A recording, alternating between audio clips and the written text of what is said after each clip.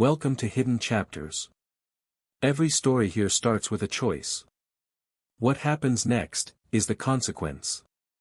Let's begin. The radar showed nothing. Command said the situation was under control. But something was moving just beyond the coastline. And it wasn't supposed to be there. The sea was too calm. Anyone who's spent enough time on the water knows that silence has texture. This wasn't peace. It was restraint. Like something holding its breath and waiting for permission to move. We were running a night patrol just off the coastline, routine on paper, low priority in every briefing that mattered. Radar clean. Weather steady. Civilian traffic thin. The kind of operation where you're told to observe, report, and stay invisible. That was the order. I stood on the deck, letting the salt air settle on my skin, watching the shoreline slide past in fragments of light and shadow. Small villages. Empty docks. Long stretches of coast no one cared enough to name in the briefing. That's what bothered me. Places that don't matter are where things hide. Surface contacts unchanged, the operator reported from inside. Calm. Almost bored. I nodded, but I didn't turn away from the water. My eyes stayed fixed on the dark line where waves met rock. Something about the way the water moved there felt wrong. Not louder. Not faster. Just, deliberate. As if the sea itself was adjusting around something that didn't belong. I raised my binoculars and scanned the surface again. Nothing. That should have reassured me. It didn't. Command says maintain course, came over the radio. No deviations. Of course they did. From shore, everything looks orderly. Clean lines on a screen. Symbols behaving the way they're supposed to. But the ocean doesn't respect diagrams or assumptions. I leaned on the railing and focused harder, slowing my breathing. That's when I saw it. A shadow beneath the surface. Too shallow to be natural. Too steady to be debris. It moved parallel to us for a few seconds, then stopped, as if it knew we were watching. My pulse tightened. Mark that position, I said quietly. Mark what? The operator asked. I hesitated. How do you explain something that hasn't broken a rule yet? Possible submerged contact, I said. Low profile. No wake. There was a pause before command responded. Negative, they said. No underwater activity reported. Likely seabed distortion. Continue patrol. Seabed distortion doesn't adjust its speed. I kept watching. The shadow drifted closer to the rocks, hugging the coastline like it understood where radar coverage weakened and lights mattered more than sensors. That's when I noticed something else.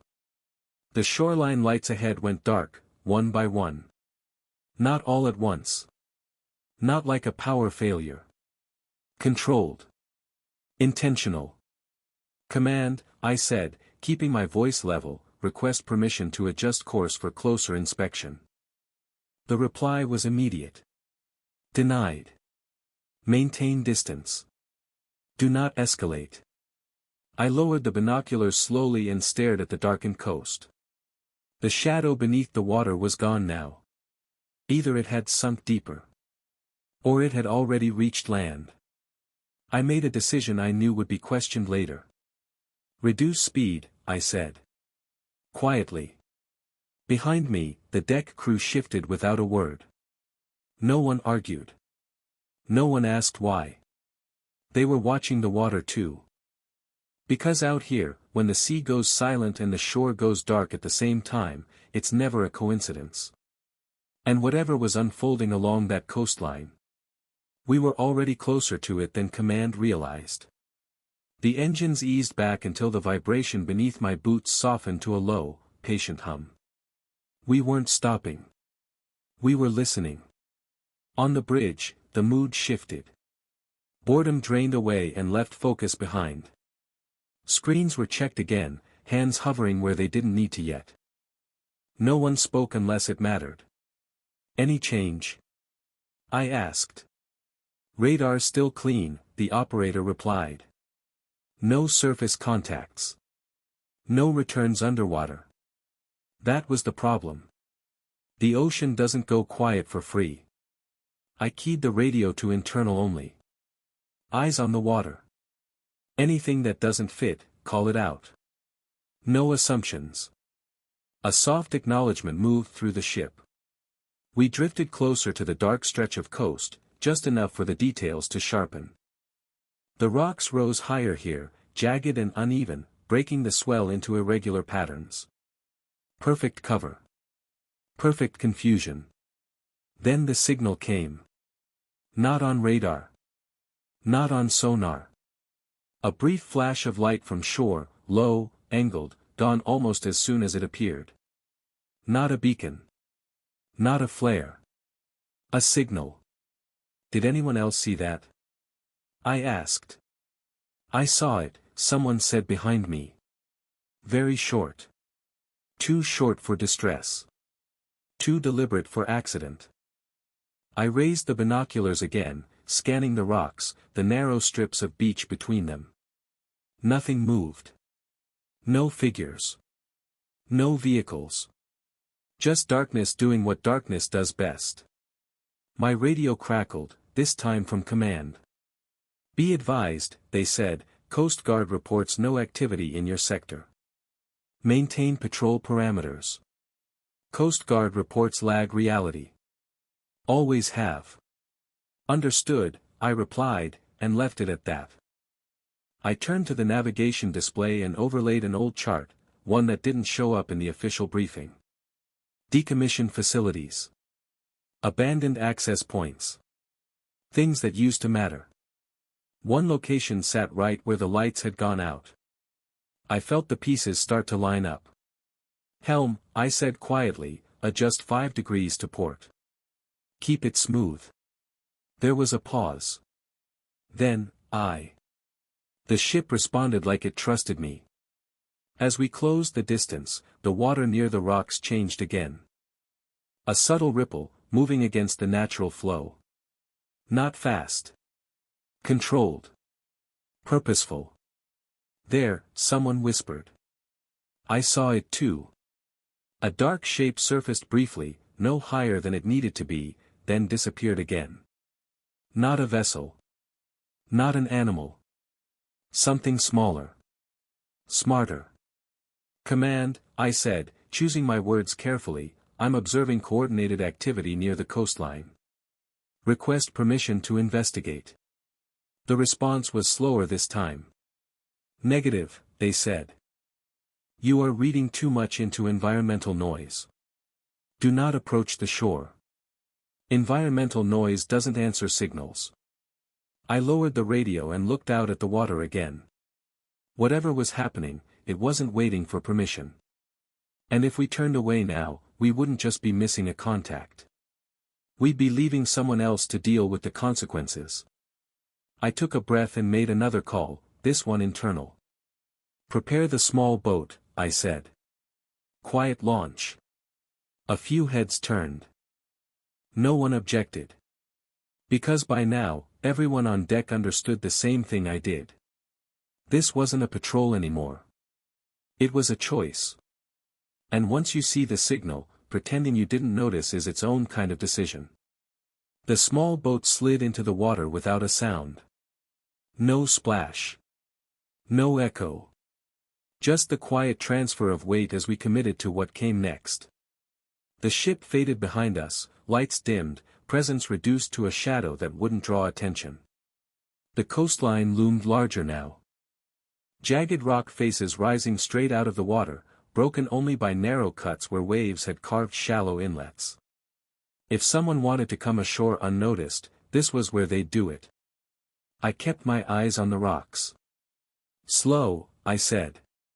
The engine dropped to its lowest possible hum. We let the swell do most of the work, timing our movement between waves so the boat never announced itself. Another flash from shore, closer this time. Same angle. Same duration. Confirmation. They're guiding something in, one of my guys said quietly. Or guiding someone out, I replied. We reached the shadow of the rocks and killed the engine completely. The boat drifted the last few meters until the hull brushed stone.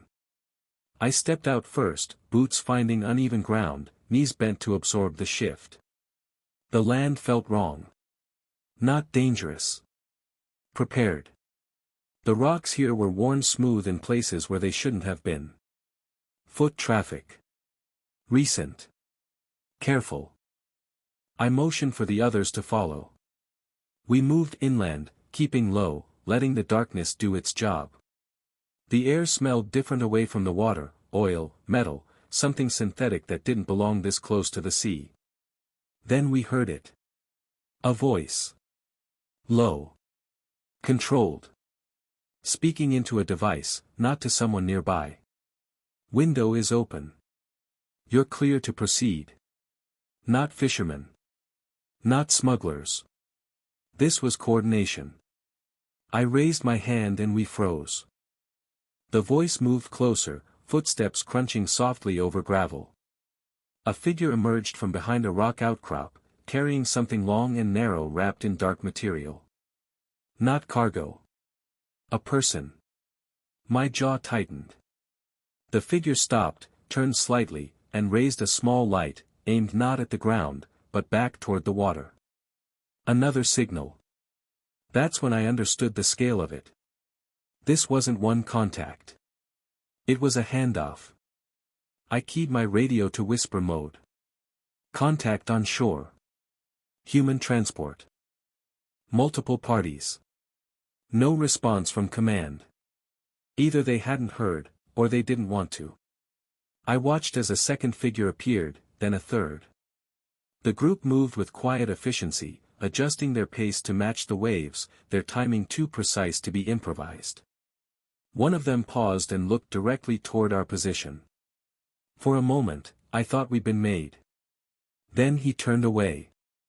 Luck doesn't last long. I knew that.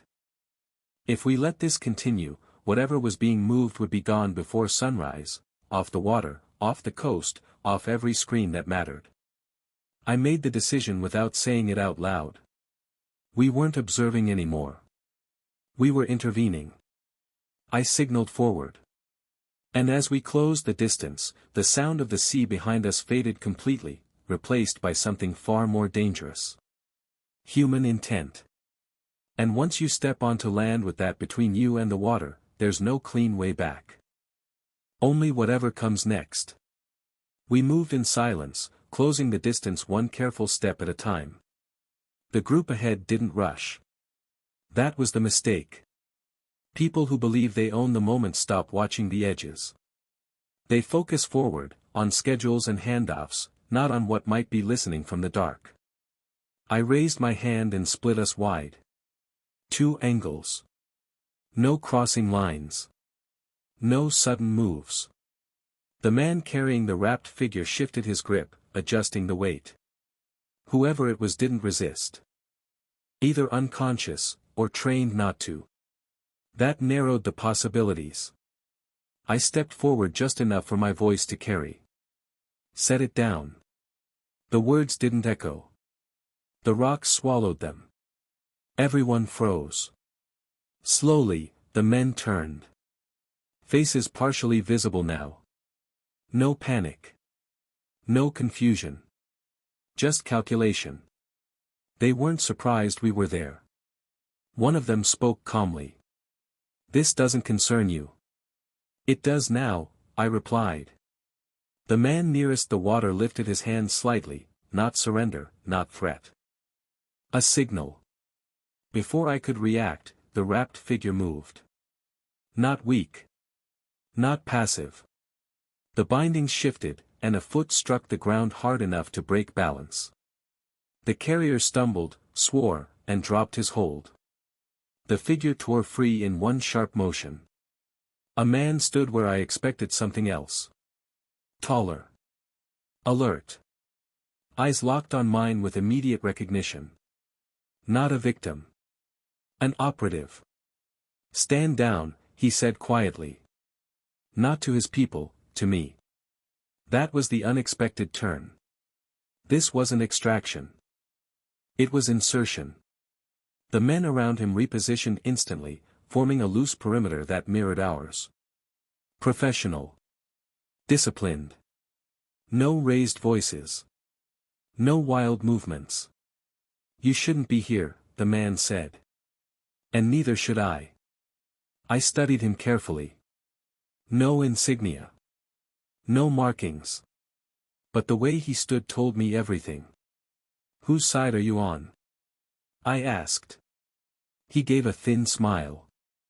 That depends on who's asking. The radio on my shoulder crackled suddenly, command breaking silence at the worst possible moment. Abort operation, they said. Withdraw immediately. Of course. Too late. The man glanced at my radio, then back at me. They see pieces, he said. Not the whole board. I didn't disagree. What happens if we walk away? I asked. Something moves inland that shouldn't, he replied. And no one admits it happened. The surf rolled in behind us, louder now, impatient. I had seconds to decide. Interfere with something I didn't fully understand. Or let a professional vanish into the coast with a mission that hadn't been briefed. I lowered my hand slightly, not a retreat, not an advance. 5 minutes, I said. Tell me why I shouldn't stop this. The man nodded once. Fair, he replied. And in that moment, standing between sea and land, I realized this wasn't about stopping an operation. It was about choosing which mistake we were willing to live with. Because whatever happened next, someone was going to deny it ever occurred. The man didn't rush his answer. That told me more than the words ever could. He gestured slightly toward the water, then inland. What you're seeing isn't a transfer, he said. It's containment. Containment of what? I asked. Someone who shouldn't reach the city alive, he replied calmly. And someone who can't be held anywhere official. I kept my eyes on him, but my attention stayed wide. His people hadn't relaxed. Neither had mine. Everyone understood how fragile this pause was. You expect me to believe this is sanctioned, I said. He shook his head. Not sanctioned. Tolerated. There's a difference. There always is. He continued, choosing his words carefully. The coast went dark because it had to. The signals weren't for extraction, they were timing markers. Miss one, and the whole thing collapses. And if it collapses? I asked. Then something reaches land that triggers consequences no one wants to explain, he said. I glanced at the wrapped gear still lying near the rocks. It wasn't equipment. It wasn't cargo. It was evidence, walking, breathing evidence that didn't fit on a report. Command came back on the radio again, sharper this time. You are outside mission scope. Disengage immediately. I didn't answer. Instead, I looked back at the man in front of me. Why risk the coast? I asked. Why here? Because it's forgotten, he said. And because you noticed. That wasn't an accident. He leaned closer, lowering his voice. You think you interrupted us? You didn't. You were the test. That landed harder than any threat. A test for what? I asked. To see who would act without a directive, he replied. Who would slow down when told not to? Who would step off the deck when staying aboard was easier? I felt the weight of that settle in my chest. My people watched me now, waiting. Not for orders, but for alignment. If we let you pass, I said, this never happened. Yes, he replied. And the coastline stays quiet. And if we don't? He met my eyes without blinking. Then we all spend the next year answering questions that don't have official answers. The surf surged again, closer, louder, like the sea itself was impatient with our hesitation. I looked inland. Dark. Empty. Waiting. I looked back at the water. Controlled chaos. Hidden movement. I made the decision slowly, deliberately. 3 conditions, I said. You move now. You don't come back this way. And whatever you're carrying never touches civilian ground. The man considered this for half a second.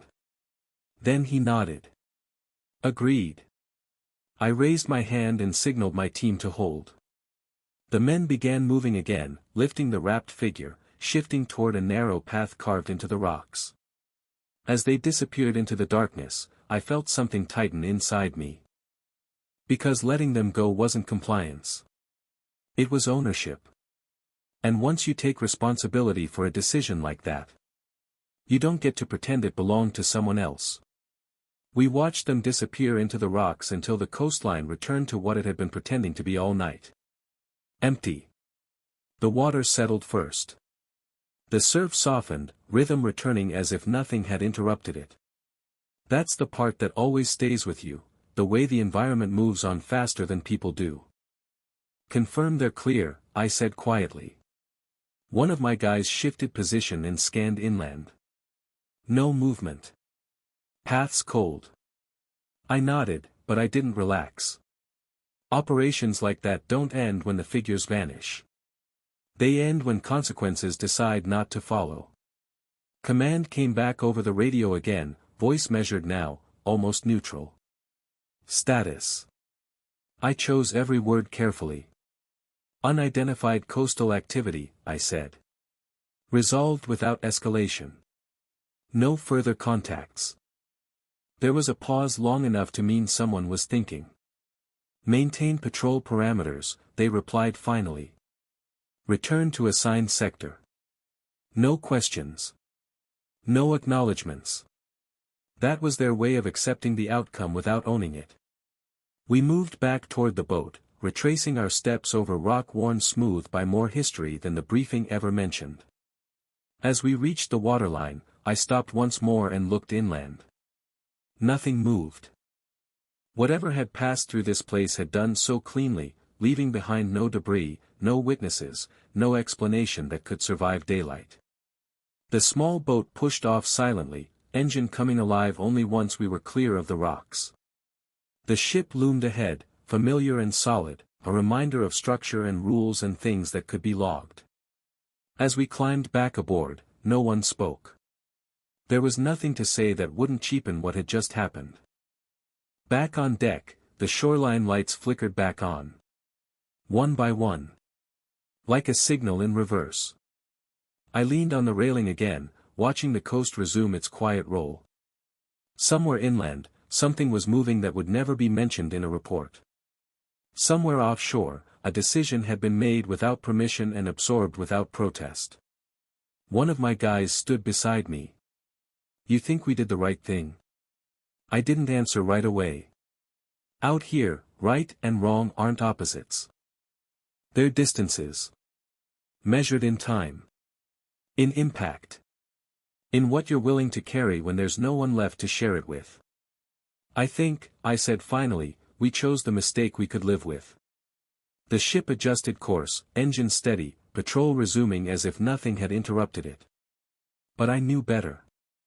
Because once you step off the deck and into the dark, even briefly, the wake follows you longer than the water remembers.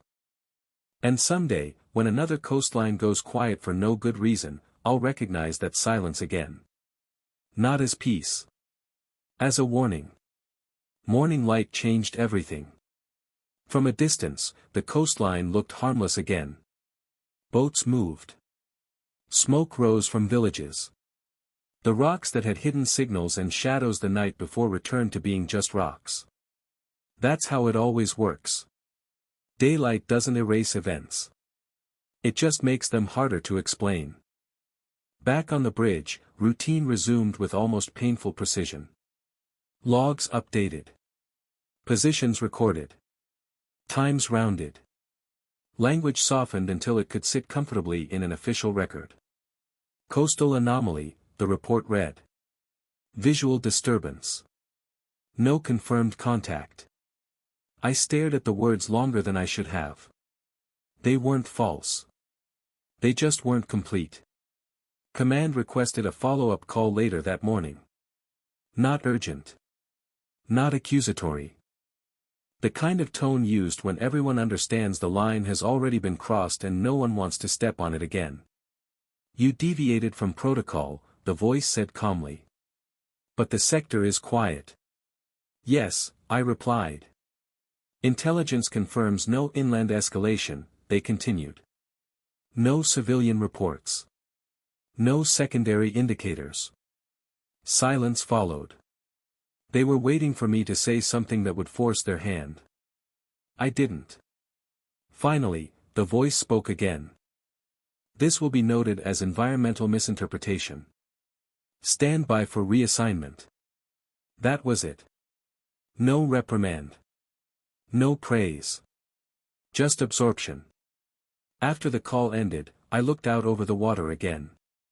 Same calm surface. Same controlled movement. But now I could see the absence, the missing ripple where something had passed through and chosen not to return. One of my officers approached quietly. Words already spreading, he said. Nothing specific. Just, questions. Questions fade, I replied. Consequences don't. He nodded, understanding exactly what I meant. By midday, another patrol took our place along the coast. Fresh eyes. Clean assumptions. They would see nothing because nothing wanted to be seen anymore. That's when it hit me. Whatever we'd encountered wasn't finished. It had simply moved to a phase where visibility became liability. We'd been a filter, not a wall. I signed off on the final report and handed it over without comment.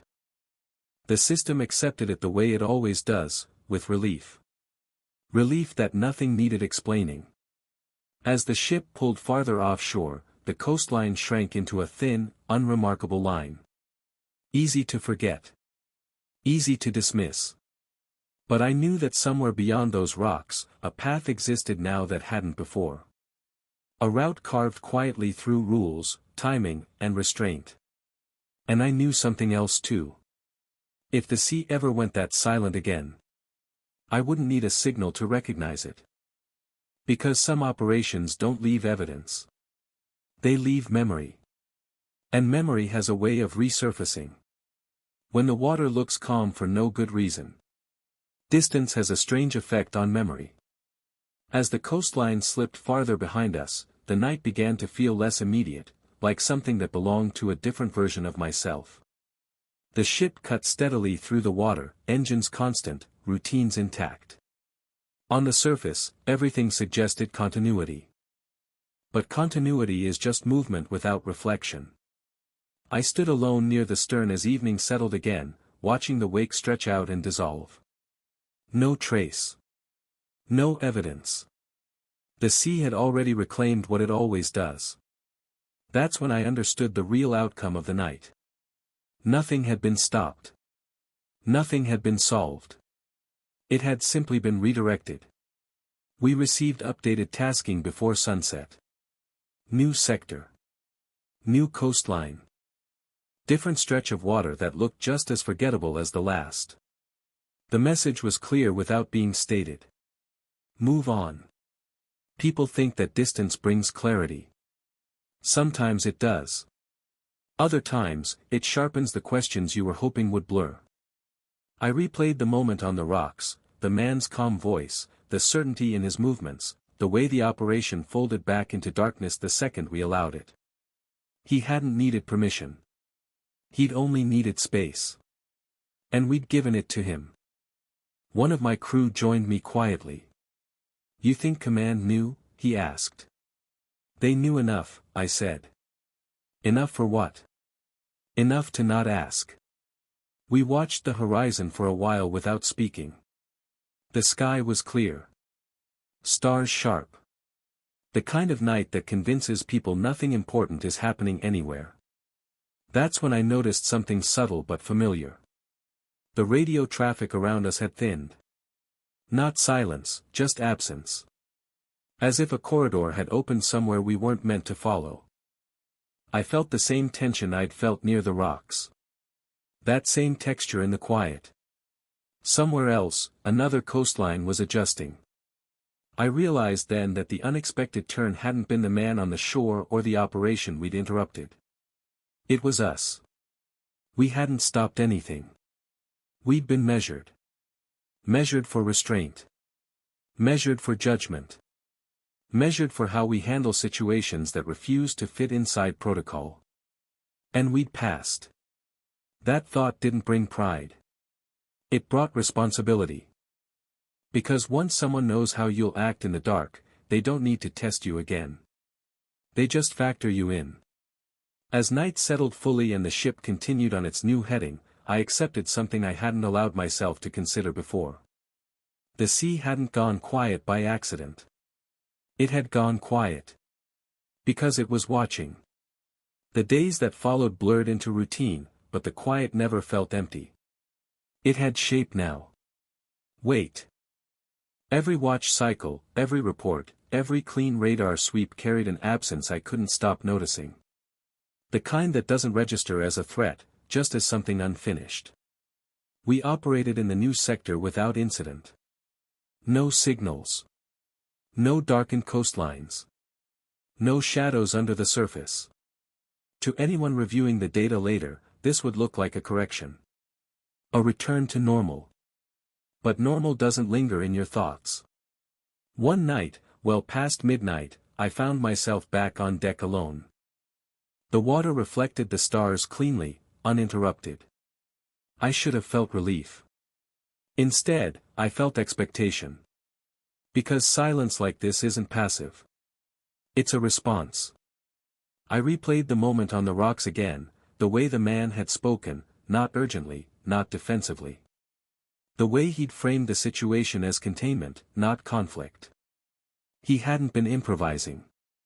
He'd been operating inside margins most people never see. And we'd been part of that margin. A message came through the secure channel the next morning. Short. Unlabeled. No sender ID. Sector stable.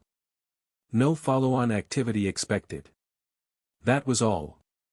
No explanation of why. No confirmation of what had moved inland. Just reassurance without context. I deleted it. Later that day, I overheard two officers talking quietly about a briefing they weren't invited to. Not excluded, just not included. There's a difference. One implies oversight. The other implies intention. That's when it settled. We hadn't just encountered an operation. We'd been logged. Not officially. Not in a way that could be cited. But somewhere, in a space between reports and denials, a note existed that said something simple. This crew noticed. This officer slowed down. That kind of note doesn't close doors. It changes how they open. I didn't feel watched. That's the wrong word. I felt accounted for. As the ship continued its patrol, I made a point of observing more carefully, not out of suspicion, but out of awareness. Awareness changes posture. It sharpens restraint. And restraint, I'd learned, was the real currency out here. The sea stayed calm. The coastline stayed lit. No more signals came. But sometimes, in the early hours when the horizon thins and the world feels briefly unguarded, I imagine another team standing where we once stood, watching a coastline go quiet, feeling that same texture in the silence. And I wonder if they'll make the same choice. Not because it's right. But because once you recognize the echo of something hidden moving beneath the surface, ignoring it becomes impossible. The ocean remembers everything. It just doesn't tell the same story twice. The patrol ended without ceremony. No final briefing. No acknowledgement of anything unusual. We returned to port the same way we always did, quietly, efficiently, carrying only what could be accounted for. From the pier, the sea looked ordinary. Calm. Predictable. The kind of surface that convinces people nothing complicated ever moves beneath it. That illusion is useful. I completed the last of the paperwork and handed it over. It joined a stack of other reports that would be archived, summarized, and eventually forgotten. Somewhere in those pages, a night existed only as numbers and neutral language. No shadows. No signals. No choices. That's how it had to be. As the crew dispersed, laughter returned in small doses. Plans were made. Routines reclaimed their space. Life moved forward the way it always does when it isn't interrupted. I stayed behind for a moment longer, standing at the edge of the pier, watching the water adjust itself around the hull as the ship settled. The sea doesn't hold grudges. It doesn't reward restraint. It just remembers. I thought about the man on the rocks, the operation that folded itself back into the coastline, and the silence that followed like an agreement no one signed. Whatever had been moved that night was no longer our concern. That didn't mean it no longer existed. It meant someone else was responsible now. People imagine that unexpected turns come with clarity, that once the moment passes, everything makes sense. In my experience, it's the opposite. The longer you live with a decision, the more weight it gains. Not because it was dramatic. But because it was quiet. I didn't stop anything that night. I didn't expose anything. I didn't save or destroy a mission. I noticed. I slowed down when it mattered. I chose to listen to the silence instead of trusting the screen. And that was enough to change where responsibility landed. As I turned away from the water, I understood something I hadn't before. The surface is never the story. It's just the part people are allowed to see. What matters happens below it, between currents, timing, and restraint. In the places where decisions don't announce themselves and consequences arrive long after the wake fades. If the sea ever goes that quiet again, I'll recognize it. Not as peace. As a question. And the thing about questions like that is simple. Once you've answered one, you don't get to pretend you didn't hear the next. Stories like this don't end when the video does. If you want to hear the next one, like the video and subscribe to Hidden Chapters. And if this situation were yours, what would you live with afterward?